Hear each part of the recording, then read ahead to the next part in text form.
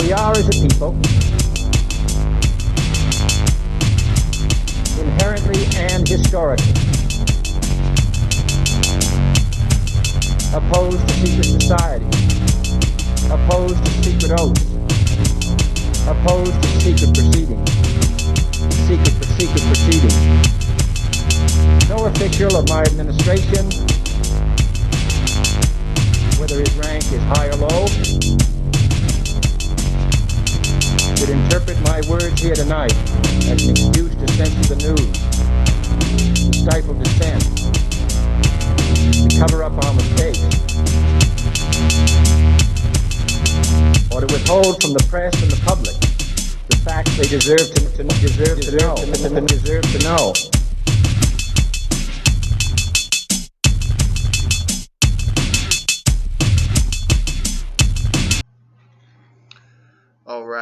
All right. Welcome to Conspiracy Corner Podcast. This is Abe, your host. Third time is the charm, I should hope. I've messed this podcast up about 3 different times, just with my schedule being busy, plans failing. Like today I was supposed to film the Kentucky River, which I'm not complaining because it was flooded and literally flooding like the first story of 2-story houses and stuff around there. The water actually did leave, so I didn't end up filming over there, but I did want to, I don't know, when I see crazy stuff like that, it makes me want to make a video about it and show you guys what's going on. But that didn't work out, which is fine. Yeah, I just got off work. It's 8:40 a.m. Had to leave a little bit late because just honestly, man, we just been busy, been slammed. But yeah, that's about it. Today's episode, we are covering actually an article in my local paper, an article on the paranormal. I made a video years ago when me and Sammy first got into ghost hunting and we first formed Team Spectre. There's a grave here in town, and there's a whole backstory to it. I'm not going to retell it. You can check out that video, and I will leave a little suggestion click during the credits if you want to click on it and check it out to kind of get the whole storyline of the ghost and the unknown grave that's here in town, and the backstory and a conspiracy theory as to who this person actually is. But I found an article. They're wanting to excavate the grave and find out through DNA testing who it is. There is a theory as to who it is, which is what the video I made years ago is about. But it found itself back into the news, apparently piqued some archaeologist, attention. And, yeah, so I'll share that article with you. And I also have planned, we're going to get into Ed and Lorraine Warren. I found an interview. Most of my podcasts are based off of, I have a library upstairs and it's pretty dope.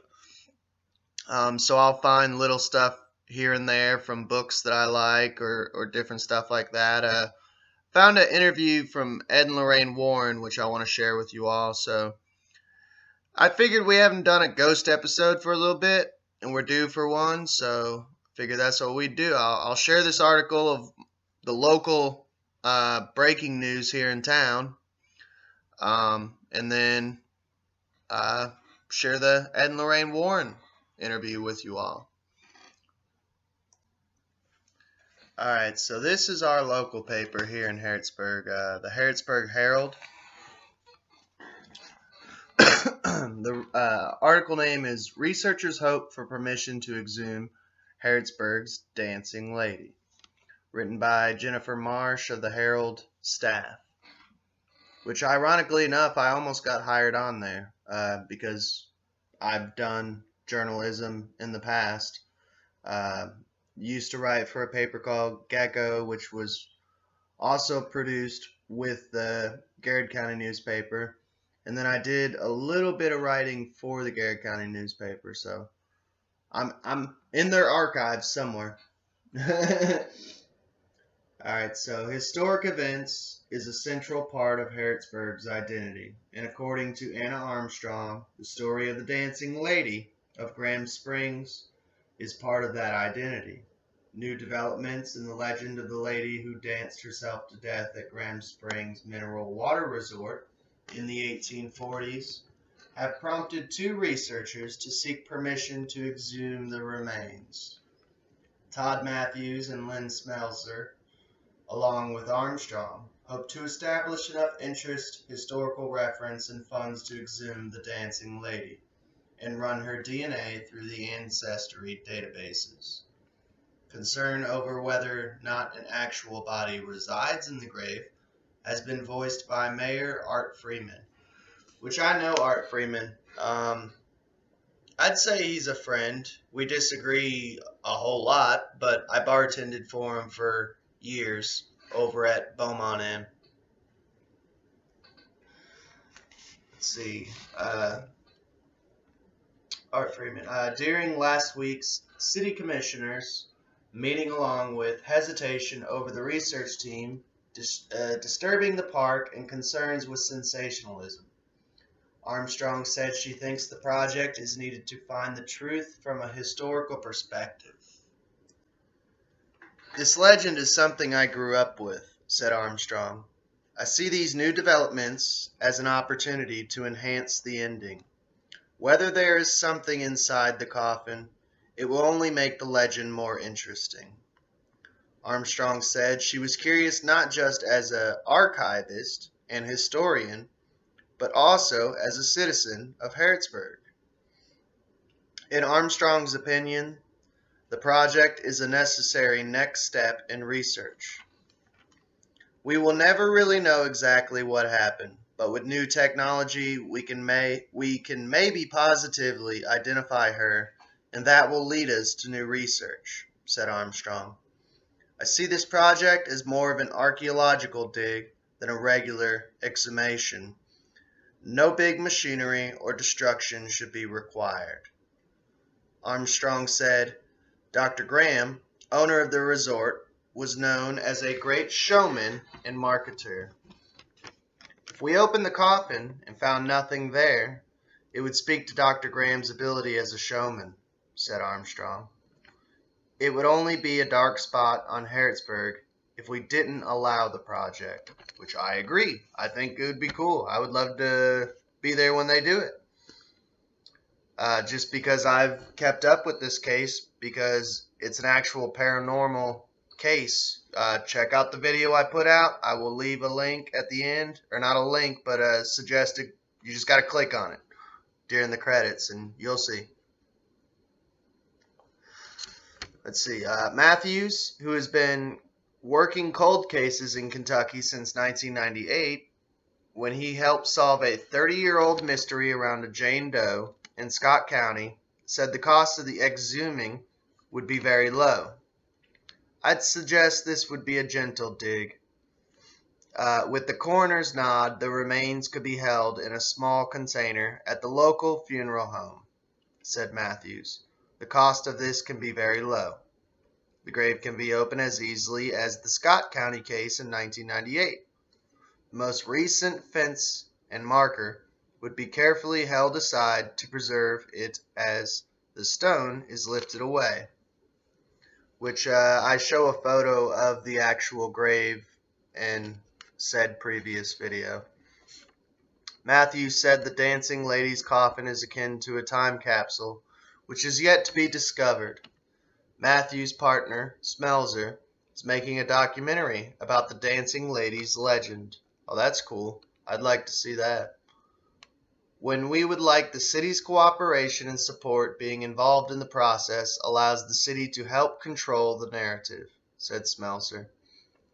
Harrodsburg's lady who danced herself to death is by far the oldest Jane Doe case on the Doe Network. The story is set in historical Graham Springs, located in the heart of Mercer County. The Mineral Springs Resort was called the Mecca of Southern Society by Sally E. Marshall Hardy as part of the American Historical Register, published in 1895. The springs, known for their healing properties, were owned by Dr. Christopher Columbus Graham, who established the resort in 1819, and it flourished until 1853. There are many articles describing the lavish parties within the springs. It was at one of these parties that the dancing lady met her fate. The legend goes, beautiful young woman in her early 20s checked into the Graham Springs Hotel in the 1840s. She stated her name was Virginia Stafford, daughter of a prominent judge in Louisville. That night, as music played in the ballroom, she came downstairs and began dancing with various partners. She danced passionately, and at the end of the evening, her final partner realized that, to his horror, she had literally died in his arms. It had been said that Judge Stafford did exist, but he did not have a daughter named Virginia. The shocked staff and guests held a funeral for the young woman, and she was buried on the hotel's property, which later burned and is now Young's Community Park.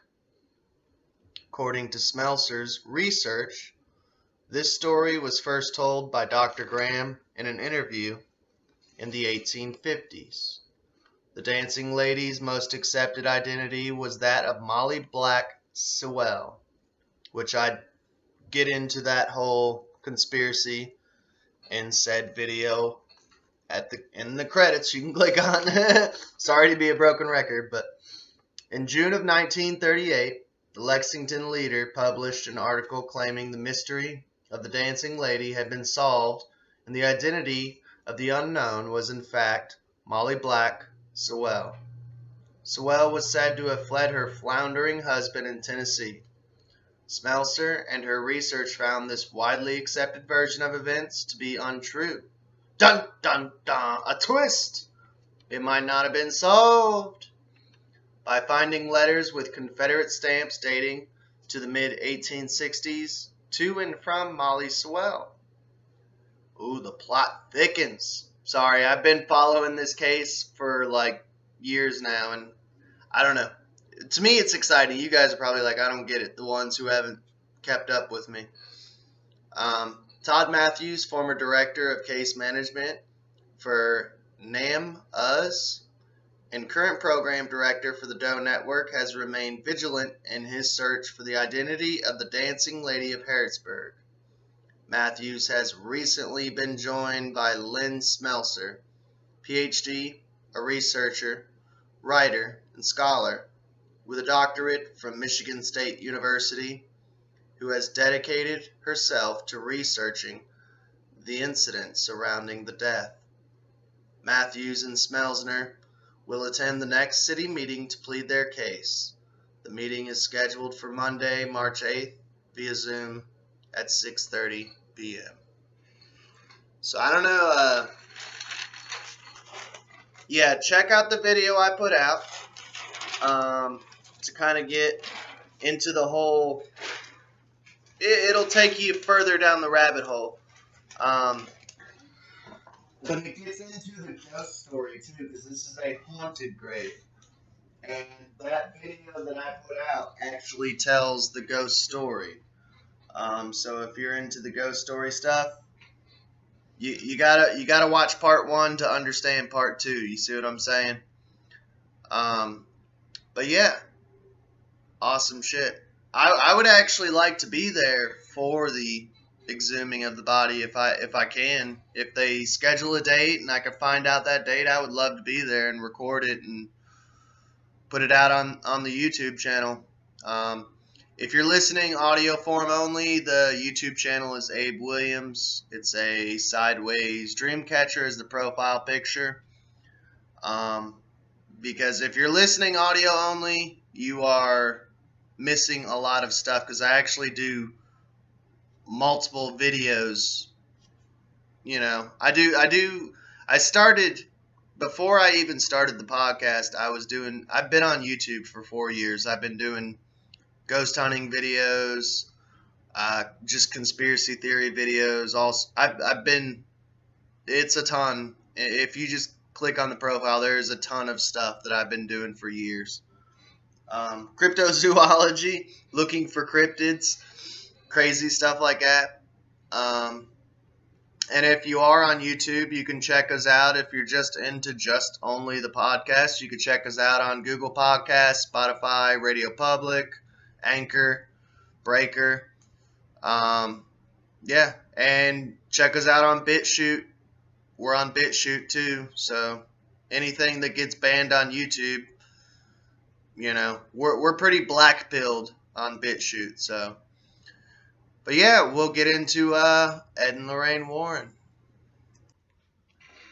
Alright, so now we get into the main dish of this podcast, which is Ed and Lorraine Warren. I first came across them years ago with, honestly, I didn't know it at the time, but it was Haunting in Connecticut, which a lot of people who are big fans of The Conjuring call that the actual first Conjuring 1. And in Conjuring 2 would be The Conjuring, and in Conjuring 3 would be The Conjuring 2. But I mean, if you really want to take that mindset, Amityville Horror, if it actually included the Warrens, would actually be Conjuring 1, but they did take part in the whole Amityville Horror investigation. I ain't gonna lie, I'm kind of 50-50 on that.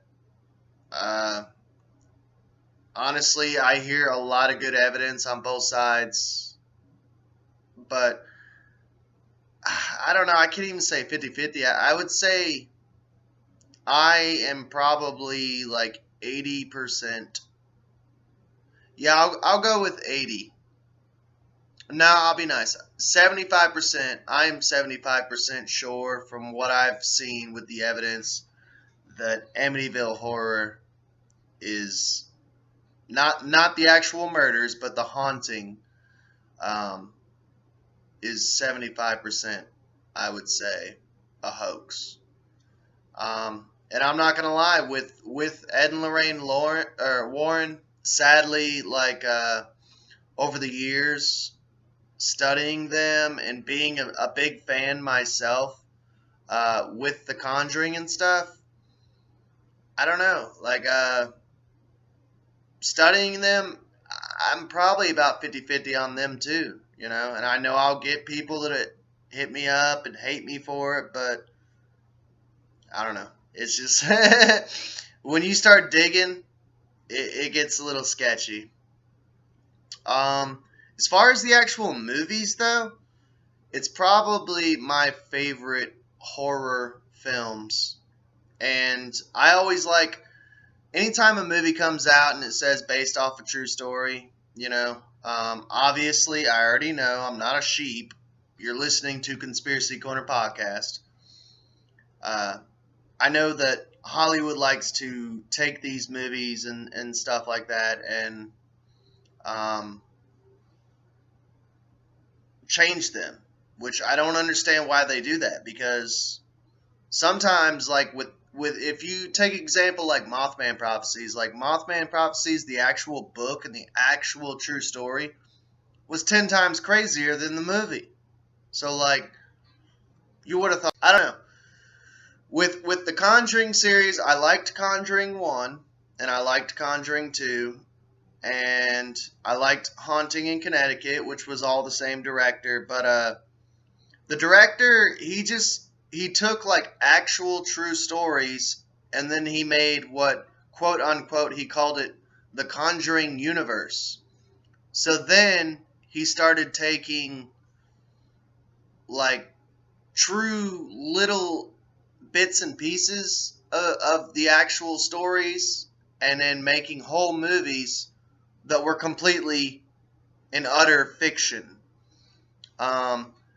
Thankfully, they're making a Conjuring 3, and he is no longer the director because he went crazy. He made like a whole side series of the Annabelles, which are all BS.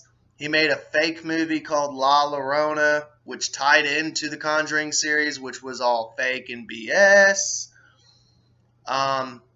Conjuring 1 and 2 and Haunting in Connecticut are awesome. As far as any other movie in the Conjuring universe, in my opinion, don't even waste your time with it, man. Don't even waste your time with it. But yeah, as far as like who Ed and Lorraine Warren are, they're pretty much like the most famous paranormal investigators. They were the ones who got the infamous photo of the little boy in Amityville Horror. They investigated Amityville Horror.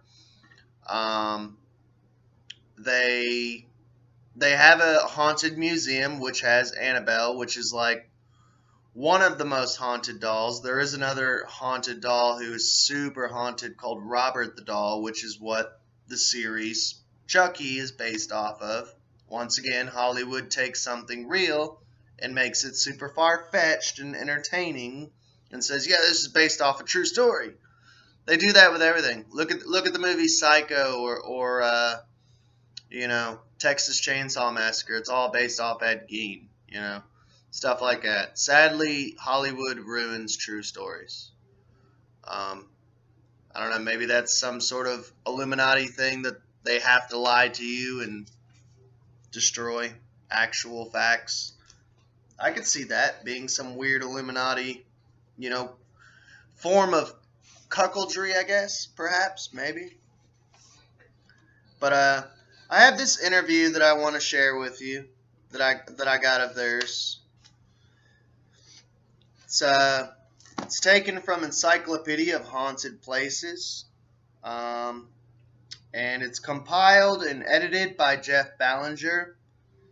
And it's a lot of these accounts and stuff it's a collection of accounts by basically famous paranormal investigators. So, for more than 50 years, Ed and Lorraine Warren have been investigating the paranormal. In 1952, they founded the New England Society for Psychic Research, and they have investigated more than 4,000 hauntings around the world. They're the authors of 9 books, including The Haunted, St. Martin's Press, 1989, The Ghost Hunters, and The Graveyard. The following interview was conducted with Lorraine Warren. How can people know if their homes are haunted? They should look for any type of abnormal infestation, which can include scratching sounds. It could be movement of objects or things dematerializing and reappearing, making you think you've really lost it. It can also include seeing ghostly forms, cabinet doors or other doors within the home, maybe opening and closing on their own. People might notice changes in temperatures. Change in temperature is something that can happen quite readily in these homes. In certain areas, they describe it as quote-unquote cold spots. It's not that they are really cold spots. What's happening is the energy is being drawn from you or from the heat in that room in order to allow something to manifest because it needs energy. It doesn't have energy. It can't do anything. These types of things can especially happen during the psychic hours of the night, which are from 9 p.m. to 6 a.m. See, I knew about the devil's hour and like 3 a.m., but that and midnight being like a witching hour, But I didn't know from 9 to 6. I mean, I guess that would make sense, though. That kind of, honestly, that would just, the psychic hours of the night, that's literally all night, 9 to 6. Sorry. Question. What should people experiencing a haunting look for in investigators? They should look for the credibility of the investigators. We are listed in the governor's library in Connecticut. I don't know how many paranormal investigators are listed in the governor's library. We are listed based on our credibility. There are people now referring to themselves as demonologists. They're not demonologists. By the way, fun fact, Ed Warren was the only non-Catholic demonologist to be credited and accepted by the Vatican. So, I don't know. He's doing something right, you know. Like I said, I'm 50-50 with the Warrens. My God, do you know the amount of knowledge you have to have in the area of religious demonology? They just like the idea of calling themselves that. You can also call the universities in your area. That is usually a good place to start. And then there is the clergy. Clergy are very important because they are the ones who can help clean the house of what is going on.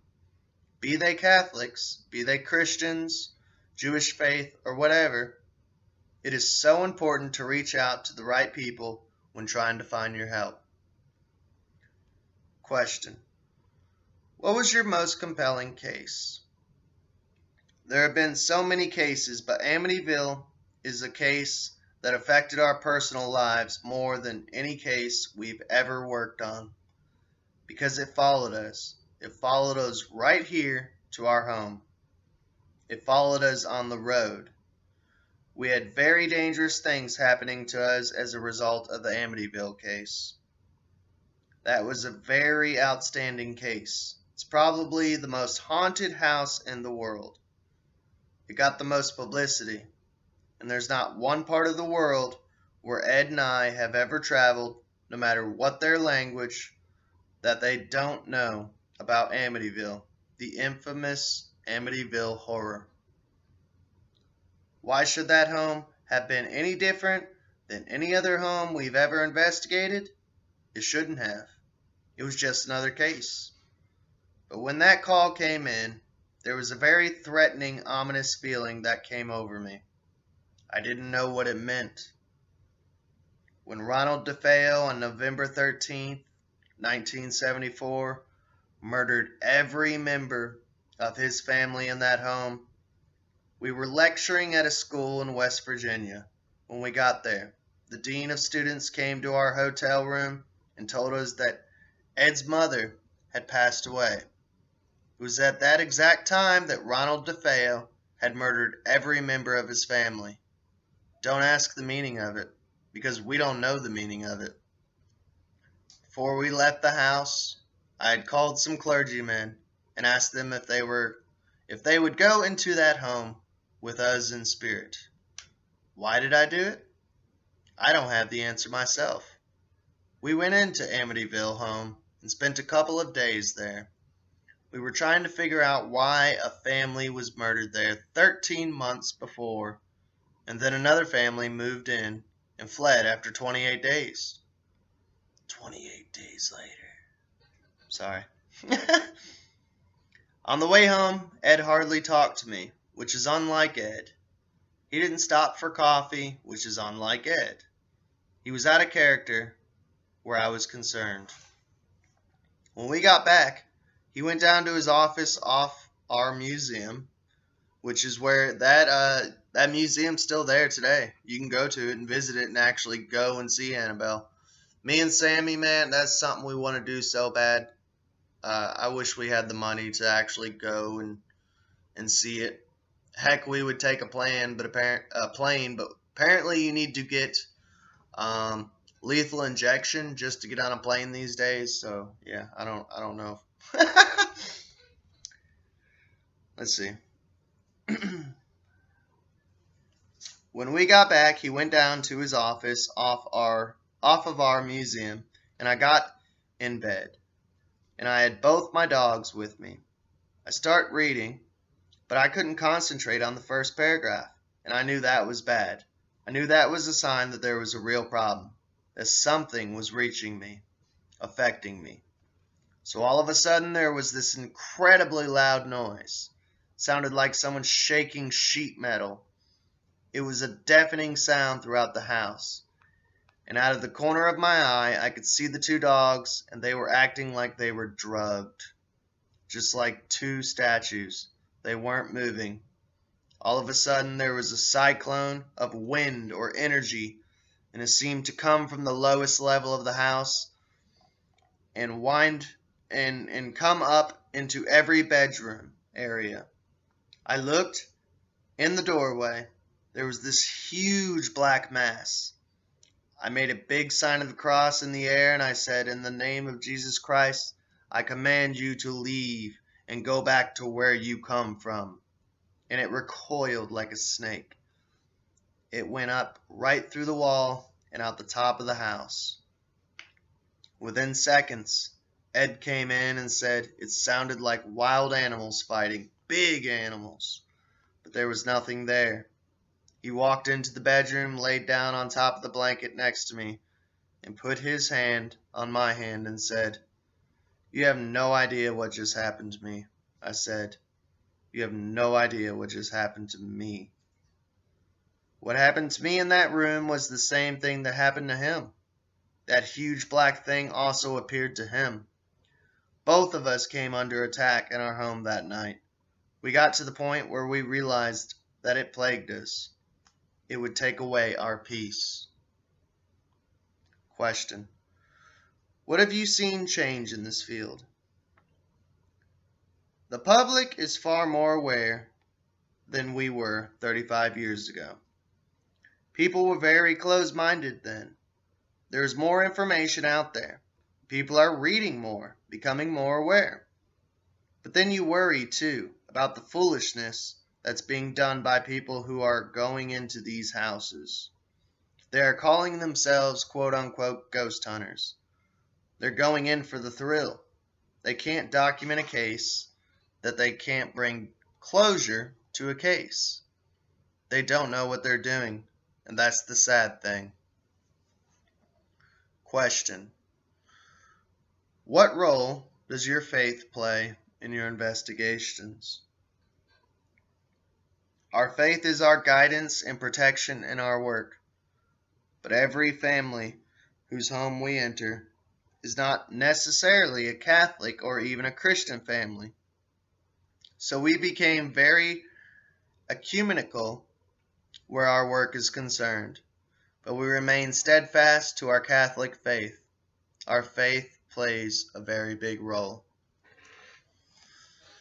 But there you have it, guys. I hope you all have a good day. I hope this was a good episode for you all, and I'll catch you all later. We are, as a people, inherently and historically opposed to secret society, opposed to secret oaths, opposed to secret proceedings. No official of my administration, whether his rank is high or low, should interpret my words here tonight as an excuse to censor the news, to stifle dissent, to cover up our mistakes, or to withhold from the press and the public the facts they deserve to know.